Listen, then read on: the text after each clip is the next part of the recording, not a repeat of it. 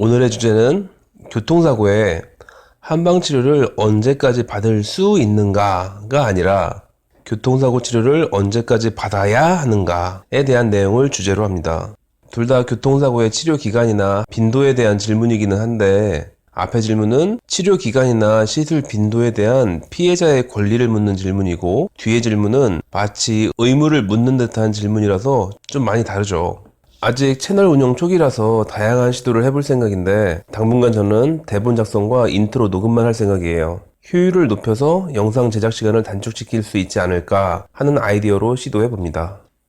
그동안 올렸던 영상 중에 교통사고 당했을 때 자동차 보험 치료는 얼마나 오랫동안 받을 수 있는가 라거나 치료는 얼마나 자주 받을 수 있는가 라는 내용을 다룬 적이 있습니다. 그런데 오늘 다루려고 하는 건 방향이 좀 다른 질문입니다. 내가 교통사고를 당했을 때 치료받을 수 있는 권리가 아니라 나는 언제까지 치료를 받아야 하는가 라는 질문으로 마치 의무적으로 받아야만 하는 교통사고 치료 기간이 있는가 라고 들릴 수 있는 문의입니다. 환자분들이 이런 질문을 하시면 담당하는 의료인으로서는 일단 다행이다 라는 생각부터 하게 됩니다. 얼마나 오래 받을 수 있느냐 라거나 얼마나 자주 치료를 받을 수 있느냐 라고 질문하시는 분들은 아직 많이 불편하다는 의미이지만 나는 언제까지 치료를 받아야 하냐고 묻는 분들이라면 이제 많이 좋아졌다는 의미가 됩니다.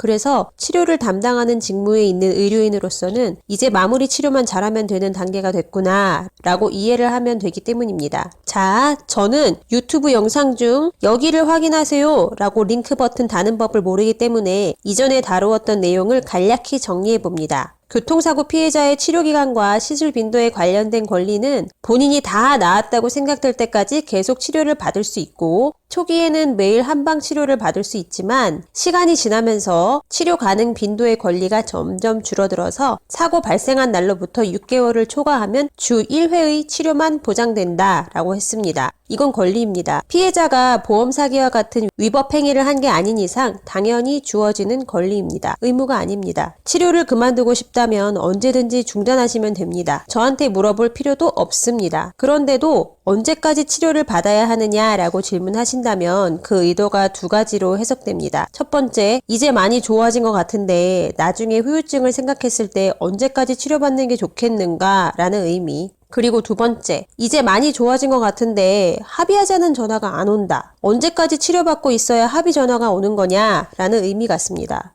지금까지 경험상 이러한 질문은 그 두 가지 중 하나에 해당되었는데 간혹 두 가지 뜻을 동시에 내포한 질문인 경우도 있었습니다. 이건 진료실에서 늘 듣는 질문이고 늘 같은 답변을 드리기 때문에 제가 진료실에서 늘 하고 있는 그 대답을 적어드리려고 합니다. 오늘도 이런 질문을 한 교통사고 환자분이 계셔서 아래 상황처럼 설명을 드렸습니다. 자, 환자분 예를 들어 드릴게요. 저희 한의원에서는 뒷목이 아파서 오시는 분들이 많이 있습니다. 목이 아파서 오셨으니 당연히 목이 언제부터 아프기 시작했냐는 질문을 먼저 하겠죠? 제가 7년 전 교통사고가 났어요. 그 전까지는 목이 멀쩡했었는데 사고 난 이후로 목이 툭 하면 아프네요. 늘 아픈 건 아닌데 꼭 잊을만 하면 이렇게 아파와요. 이렇게 말씀하시는 환자분들이 많아요. 이런 걸 교통사고 후유증이라고들 부르는 거죠. 그래서 교통사고를 당한 분들은 되도록 오랜 치료를 받으시는 것이 좋습니다. 성실한 치료라고 하더라도 교통사고 후유증이 완전히 예방이 될 수는 없지만 적어도 확률을 낮출 수는 있거든요. 단 현실적인 부분에서 현재 통증이 많이 줄어든 상태라고 전제했을 때 적정한 시점에서 보험사와 협상을 하시는 게 금전적인 유리함을 챙길 수는 있을 것 같다고 판단되는 타이밍이 있으면 그건 본인이 잘 판단하셔도 될 것 같습니다. 제 입장에서는 좀 더 치료를 받는 걸 추천하겠지만 사고로 인해 발생한 금전적 손실에 대한 복구도 중요하니까 그 문제는 환자분이 결정하실 부분이긴 합니다. 현재로서는 지금 당장 합의하더라도 차후에 후유증이 발생되면 그때그때 통원 치료를 하셔도 될 것 같습니다. 늘 이런 비슷한 답변이 반복됩니다. 물론 말투가 이렇게 점잖지는 못하고 충청도의 중년 아저씨 말투에다가 자칫 방심하면 사투리가 튀어나오기도 합니다. 어쨌건 증상이 많이 개선되었고 후유장애가 걱정되는 상황이 아니라면 늘 이렇게 답변을 해드립니다. 물론 예시 등은 그때그때 달라지기도 하는데 결국 요지는 아프면 합의금 신경 쓰지 말고 계속 최대한 치료를 받아라. 치료가 길어진다고 합의금이 줄어드는 거 아니니 걱정 말아라. 치료 오래 받으면 합의금 줄인다고 협박 생각하는 담당자들은 여전히 존재하지만 막상 협상할 때 보면 그게 헛소리였다는 거 알게 될 거다. 하지만 지금 별로 아프지 않아서 치료받기 귀찮다면 적당한 시점에 합의해라. 안 아픈 사람들이 괜히 시간만 질질 끌고 있으면 합의할 때 협상에서 많이 밀리는 경향이 있더라.